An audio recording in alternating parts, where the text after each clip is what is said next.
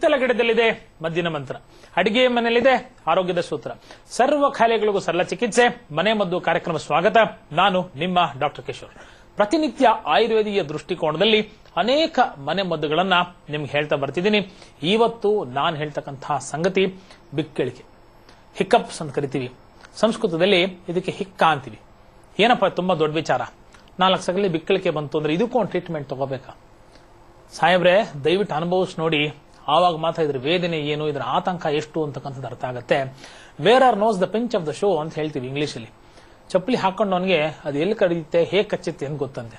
ಹಾಗೆ ಬಿಕ್ಕಳಿಕೆ ಯಾರಿಗೆ ಸದಾಕಾಲ ಅಥವಾ ಸರ್ವಕಾಲ ಬರ್ತಿರುತ್ತೆ ಅವ್ರಿಗೆ ಮಾತ್ರ ಇದರ ತೀವ್ರತೆ ಏನು ಅಂತ ಅರ್ಥ ಆಗುತ್ತೆ ಹೊರತು ಬೇರೆ ಎಲ್ಲರಿಗೂ ಇದು ಒಂದು ಕ್ಷುದ್ರ ರೋಗವಾಗಿ ಪರಿಗಣನೆ ಆಗುತ್ತೆ.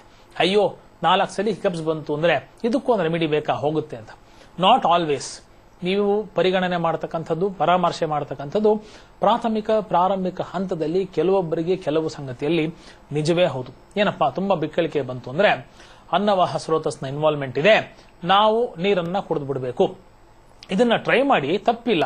ಆದರೆ ಎಲ್ಲ ಕಾಲದಲ್ಲೂ ಸರ್ವಕಾಲದಲ್ಲೂ ನಾವು ಈ ಪದ್ಧತಿಯನ್ನ ಫಾಲೋ ಮಾಡೋದಕ್ಕಿಂತ ಮುಖ್ಯವಾಗಿ ನಮಗೆ ಯಾಕೆ ಬಿಕ್ಕಳಿಕೆ ಬರ್ತಾ ಇದೆ, ಯಾವಾಗ ಏರ್ವೇಲಿ ತುಂಬಾ ಮಿಕ್ಸ್ಚರ್ ಆದ್ರೆ ಅಂದ್ರೆ ಅನ್ನವಾಹ ಸ್ರೋತಸ್ಸಲ್ಲಿ ಗಾಳಿ ಮತ್ತೆ ಅನ್ನವಾಹ ಸೇವನೆ ಮಾಡತಕ್ಕಂಥ ಆಹಾರ ದ್ರವ್ಯಗಳು ಅಂತರ್ಭಾವ ಒಟ್ಟಿಗೆ ಆದಾಗ ಹಿಕ್ಕ ಅಥವಾ ಹಿಕಪ್ಸು ಸರ್ವೇ ಸಾಮಾನ್ಯವಾಗಿ ಬರತಕ್ಕಂತಹ ಸಂಗತಿಯೇ ಸರಿ.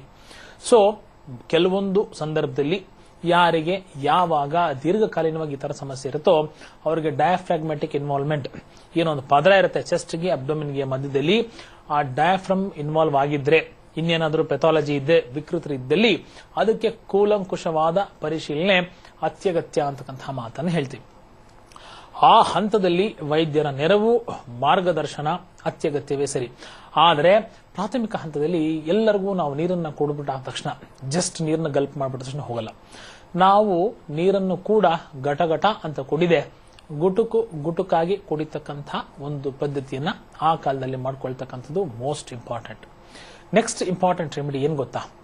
ಪರಿಪಕ್ವವಾದಂತಹ ಬಾಳೆಹಣ್ಣು, ತುಂಬಾ ಚೆನ್ನಾಗಿ ಪರಿಪಕ್ವವಾಗಿರಬೇಕು ಬಾಳೆಹಣ್ಣು, ಅದು ಮತ್ತೆ ಸ್ವಲ್ಪ ಕೆಂಪು ಕಲ್ಲು ಸಕ್ಕರೆ, ಇದನ್ನ ಚೆನ್ನಾಗಿ ಅಗೆದು ತಿನ್ನಬೇಕು.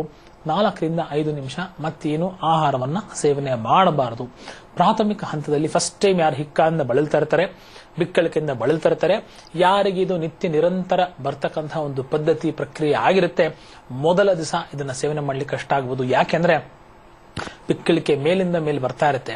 ತುಂಬಾ ಸ್ನಿಗ್ಧವಾದಂತಹ ಆಹಾರ ಬಾಳೆಹಣ್ಣು ಮತ್ತೆ ಕಲ್ಲು ಸಕ್ಕರೆ, ಇದನ್ನ ತಿನ್ನಬೇಕು ಅಂದ್ರೆ ಆ ಹಂತದಲ್ಲಿ ರುಚಿಕರ ಹೌದು, ಆದರೆ ತಿನ್ನಲಿಕ್ಕೆ ಕಷ್ಟ. ಬಿಕ್ಕಳಿಕೆ ಬರ್ತಕ್ಕಂಥ ಸಂದರ್ಭದಲ್ಲಿ ನೀವು ಇದನ್ನ ಸೇವನೆ ಮಾಡಿದ್ರೆ ತುಂಬಾ ಚೆನ್ನಾಗಿ ಹೆಲ್ಪ್ ಆಗುತ್ತೆ ಅಂತಕ್ಕಂಥ ಮಾತು. ನೆಕ್ಸ್ಟ್ ರೆಮಿಡಿ ಏನ್ ಗೊತ್ತಾ? ಸುಖೋಷ್ಣವಾದಂತಹ ನೀರು ತುಂಬಾ ಚೆನ್ನಾಗಿ ಕಾಯಿಸಿರ್ಬೇಕು, ಆರಿರ್ಬೇಕು. ಅದು ತುಂಬಾ ಸ್ವಾಂಗ್ ಶೀತ, ರೂಮ್ ಟೆಂಪರೇಚರ್ ಬರಬಾರದು, ಸ್ವಲ್ಪ ಬಿಸಿ ಇರಬೇಕು. ಆ ಕುದಿಯುವಂತಹ ನೀರಿಗೆ ಓಮ, ಅಜವಾನ್ ಅಂತ ಏನ್ ಕರಿತೀವಿ, ಓಂ ಕಾಳು ಅಂತ ಏನ್ ಕರಿತೀವಿ, ಇದನ್ನ ಹಾಕಿ ಕುದಿಸಿರ್ತಕ್ಕಂತಹ ನೀರನ್ನ ನಾವು ಸುಖೋಷ್ಣಾವಸ್ಥೆಯಲ್ಲಿ ಸೇವನೆ ಮಾಡಿದ್ರೆ ವಾತಾನುಲೋಮನವಾಗಿ ಇದು ಕೆಲಸ ಮಾಡಿ ತುಂಬಾ ಚೆನ್ನಾಗಿ ಕೆಲಸ ಮಾಡುತ್ತೆ. ಹೇಗೆ ಕೆಲಸ ಮಾಡುತ್ತೆ? ಬಿಕ್ಕಳಿಕೆ ರಿಪೇರಿ ಮಾಡ್ಬಿಡುತ್ತಾ ಸರ್? 100% ಬಿಕ್ಕಳಿಕೆ ರಿಪೇರಿ ಮಾಡುತ್ತೆ.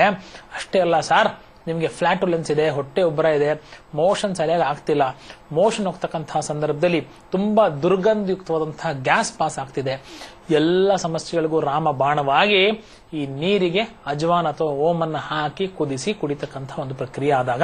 ಥರ್ಡ್ ರೆಮಿಡಿ ಏನ್ ಗೊತ್ತಾ? ಸಿಂಪಲ್ ಶುಂಠಿ ರೀ. ಮನೇಲಿರ್ತಕ್ಕಂತಹ ಶುಂಠಿ, ಏಲಕ್ಕಿ, ಲವಂಗ, ಮೆಣಸು 4 ಚೆನ್ನಾಗಿ ಜಜ್ಜಿಕೊಳ್ಳಿ. ಎಲ್ಲವನ್ನ ಶುಂಠಿ ರಸದ ಜೊತೆ ಮಿಕ್ಸ್ ಮಾಡ್ಕೊಳ್ಳಿ. ಘಾಟ್ ಹೌದು, ಮೇಲೆ ಮತ್ತೆ ನೀರು ಕುಡಿಬಹುದು, ಅದರಲ್ಲೂ ಬಿಸಿ ನೀರನ್ನ ಕುಡಿಬೇಕು. ಇದನ್ನ ಕಾಂಬಿನೇಷನ್ 5 ml ರೀ, ಏನು ಕಷ್ಟ ಇಲ್ಲ. 5 ml ಕುಡಿಯಕ್ಕೆ ನಿಮ್ಗೆ 1 ಸೆಕೆಂಡ್ ಸಾಕು. ಇದಾದ್ಮೇಲೆ ಸುಖೋಷ್ಣವಾದಂತಹ ಅವಸ್ಥೆಯಲ್ಲಿ ಬಿಸಿ ನೀರನ್ನ ಗುಟುಕಾಗಿ ಕುಡಿಬೇಕೆ ಹೊರತು ಘಟಘಟ ಅಂತ ಕುಡಿಬಾರ್ದು. ಘಟಘಟ ಅಂತ ಕುಡಿದಾಗ ಅಂದ್ರೆ what I mean to say, ಒಟ್ಟಿಗೆ ಗಲ್ಪ್ ಮಾಡ್ಕೊಂಡಾಗ ಇನ್ನಷ್ಟು ಬಿಕ್ಕಳಿಕೆ ಬರ್ತಕ್ಕಂಥದ್ದು. ಪುಟ್ಟ ಮಕ್ಕಳಲ್ಲಿ ಬಿಕ್ಕಳಿಕೆ ಬಂದಾಗ ಈ ಸಂದರ್ಭದಲ್ಲಿ ವಾಂತಿ ಆಗ್ತಕ್ಕಂಥದ್ದು, ಹೀಗೆ ಅನೇಕ ಸಂದರ್ಭಗಳು ಹೆಚ್ಚಿನ ರೀತಿಯಲ್ಲಿ ನಿಮಗೆ ಆವರಿಸಿ ತೊಂದರೆ ಕೊಡ್ತಕ್ಕಂಥದ್ದನ್ನ ನಾವು ನೋಡ್ತಾ ಇರ್ತೀವಿ. ಮೋಸ್ಟ್ ಇಂಪಾರ್ಟೆಂಟ್, ನಾವು ಬಿಕ್ಕಳಿಕೆ ಬಂದಾಗ ನನಗೆ ಯಾಕೆ ಪಾಸ್ ತಗೊಂಡೆ ಗೊತ್ತಾ? ಇದೇ ಕೆಲಸ ನಾವು ಮಾಡಬೇಕು. ಏನನ್ನು ಮಾತನಾಡದೆ, ನೀರನ್ನು ಆ ಕ್ಷಣದಲ್ಲಿ ಅರ್ಜೆಂಟ್ ಅಂತ ಕುಡಿಯದೆ, ನಮ್ಮ ಆಂತರಿಕ ಲಾಲಾಸ್ರಾವನ್ನ ಸಲೈವ ಅಥವಾ ನಾವು ಎಂಜಲು ಅಂತ ಏನ್ ಕರಿತೀವಿ, ಹೆಚ್ಚಿನ ಮಟ್ಟದಲ್ಲಿ ಆ ಮೊಮೆಂಟ್ರಲ್ಲಿ ಉತ್ಪನ್ನ ಆಗ್ತಕ್ಕಂಥದ್ದು ಸಹಜ ಸ್ವಭಾವೇ ಸರಿ. ಆ ಸಂದರ್ಭದಲ್ಲಿ ನೀವು ಅದನ್ನ ಗಲ್ಪ್ ನಿಧಾನಕ್ಕೆ ಮಾಡಿಕೊಂಡ್ರೆ, ಆಂತರಿಕ ಸೇವನೆ ಅಂತ ಏನ್ ಕರಿತೀವಿ, ನಿಧಾನಕ್ಕೆ ಮಾಡಿಕೊಂಡ್ರೆ, simple swallowing of that saliva at that moment ನಿಮ್ಗೆ ಆ ಬಿಕ್ಕಳಿಕೆಯನ್ನ ಕಂಟ್ರೋಲ್ ಮಾಡತಕ್ಕಂತಹ ಕೆಪಾಸಿಟಿಯನ್ನ ತಂತಾನೆ ಕೊಡುತ್ತೆ ಅಂತಕ್ಕಂತಹ ಮಾತು. ಲಾಸ್ಟ್ ರೆಮಿಡಿ ಏನ್ ಗೊತ್ತಾ? ಸಿಂಪಲ್ ಅಡಿಕೆ. ಸಿಂಪಲ್ ಸಿಂಪಲ್ ಸಿಂಪಲ್ ಅಡಿಕೆ. ಹೌದು ಸರ್, ಸಿಂಪಲ್ ಅಡಿಕೆ ರಾಮ್ ಬಾಣವ ಕೆಲಸ ಮಾಡುತ್ತೆ ಅಂದ್ರೆ ತಪ್ಪಾಗಲಾರದು. ಬಟ್ಲೆ ಅಡಿಕೆ ರೀ ತಗೊಳ್ಳಿ, ಬಿಕ್ಕಳಿಕೆ ಬರ್ತಾ ಇದೆ.